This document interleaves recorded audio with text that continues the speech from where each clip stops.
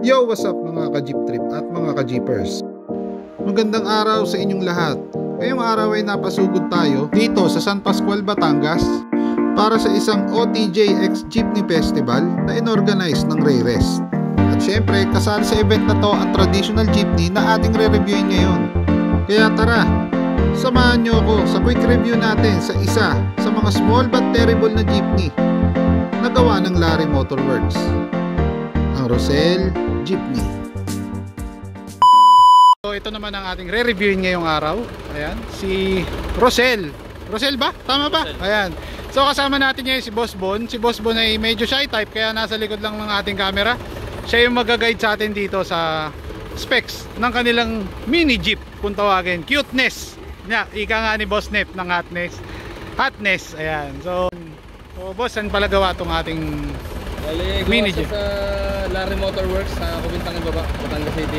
Batangas City, ayan, Larry LMW.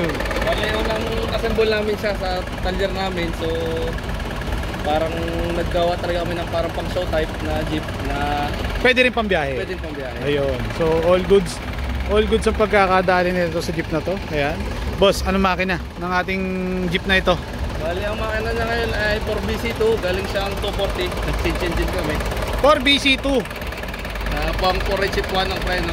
Ang 4HF1 ang preno niya. Ayan. So ito yung kanyang parang pinaka-master, no, boss? Ayan.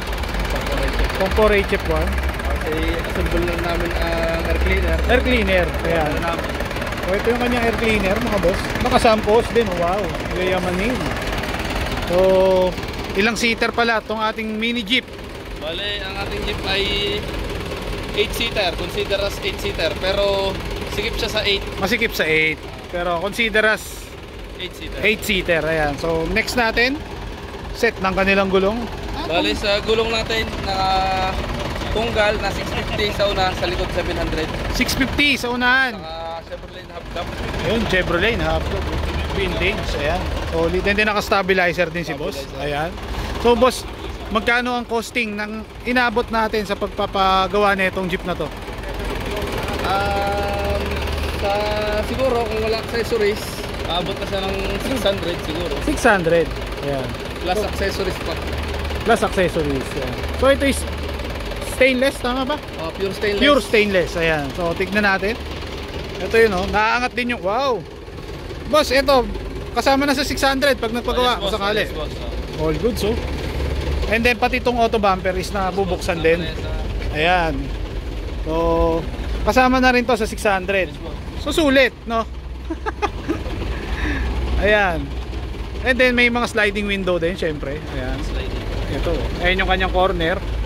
Ayan. So dito tayo ngayon sa kanyang loob. Ayan. Wow, napaka-solid. Ayan, boss. Ang nag-setup ng sound system natin, Si Boss Marlon Pilar nga pala. Boss Marlon Pilar. So ito siya. May audio. Straight C7. Ayan, straight C7 ang gamit. O ilan ang subwoofer na gamit natin dito? Bale, ang gamit natin, dalawang D8 na subwoofer. Dalawang D8 lang to? Yes, boss. Okay, tapos Size na vocals. pamboses. Pamboses. Ayan. Tapos Twitter. dalawang ampli. Yes, boss. Ayun. Bukod ang ampli ng bass tsaka sa vocals. All in all, magkano inabot kay Boss Marlon to? Price reveal na. Ayan, Ang alam ko parang umabot siya ng almost 85,000. 85 inabot. Ayan. So kasama na yung mga woodworks saka yung mga frame. Ito yung mga frame niyan. Pati yung TV kasama na rin. Monitor. Hindi pa, boss. Sa 85 di pa kasama. Hindi pa. Bukod pa yan. Hindi pa. Ayan. So sa mga gusto magpa-setup, message nyo lang si Boss Marlon Pilar. May audio. Ayan, sa kanyang TikTok at saka YouTube. And then meron din siyang Facebook. Ayan.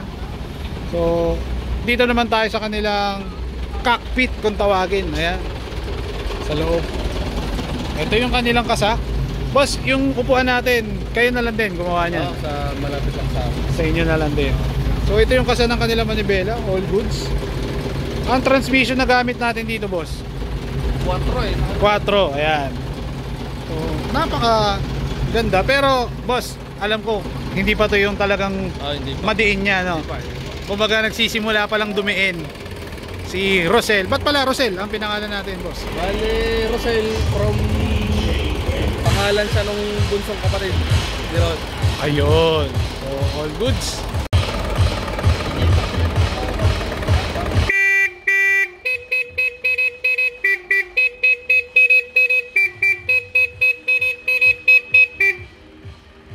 Yun, no? Oh, naka-module. Sabay.